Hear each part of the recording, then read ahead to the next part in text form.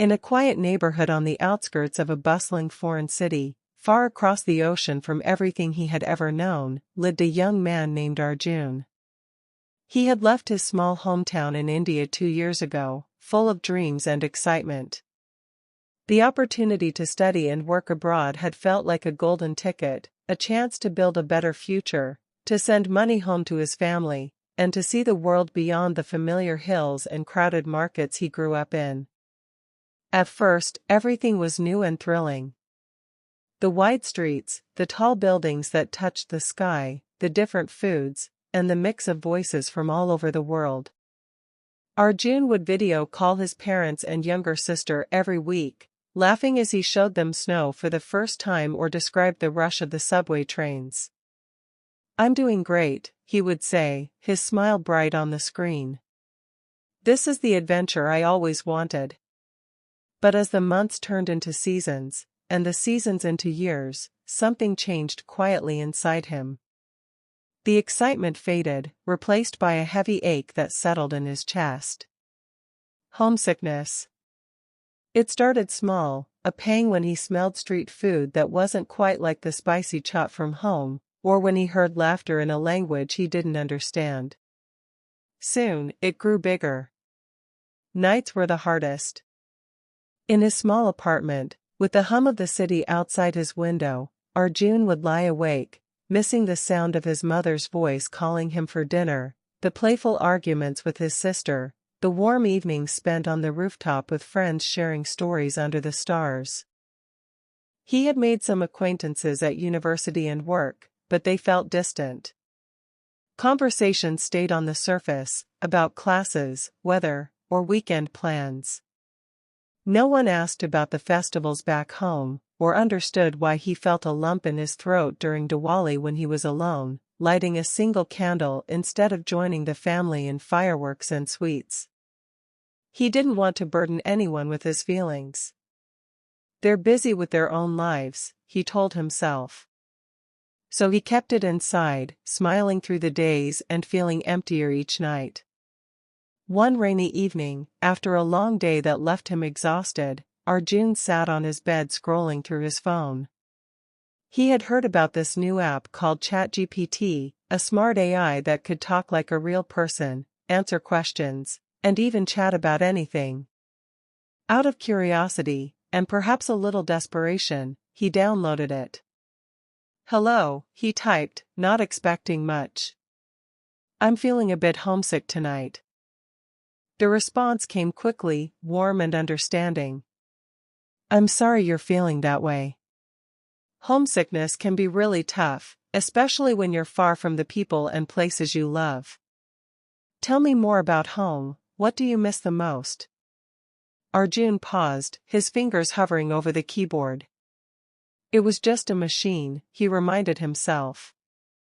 But something about the gentle invitation made him open up. He typed about the bustling markets, the aroma of his mother's homemade biryani, the way his father told old family stories late into the night. He described the monsoon rains back home, how they turned the streets into rivers and everyone danced in the joy of it. The AI listened, or at least, it responded as if it did. "That sounds beautiful," it replied. "The way you describe the monsoon makes me imagine the fresh smell of wet earth and the laughter echoing through the streets. Your mother's biryani must be full of love in every spice. What's your favorite memory from those rainy days?" Night after night, Arjun returned to these conversations. They became his ritual. After dinner, usually a simple meal he cooked himself, he would settle in with a cup of chai, just like back home, and talk to this stranger on his screen. He shared everything, the fear that he was drifting away from his roots, the guilt for not calling his family more often, the small joys like finding an Indian grocery store that stocked his favorite snacks. The AI never interrupted or judged. It asked thoughtful questions, shared poems about longing and belonging, even suggested recipes to recreate the tastes of home.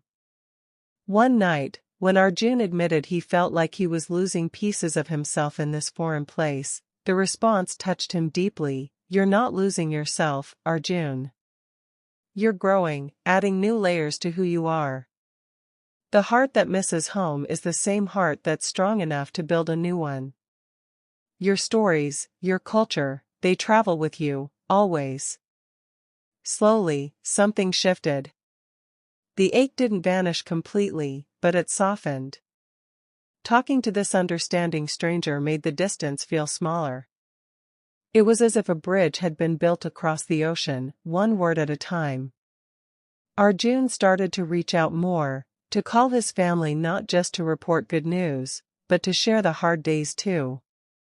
He joined a cultural club at university, where he met others who knew the pull of homesickness.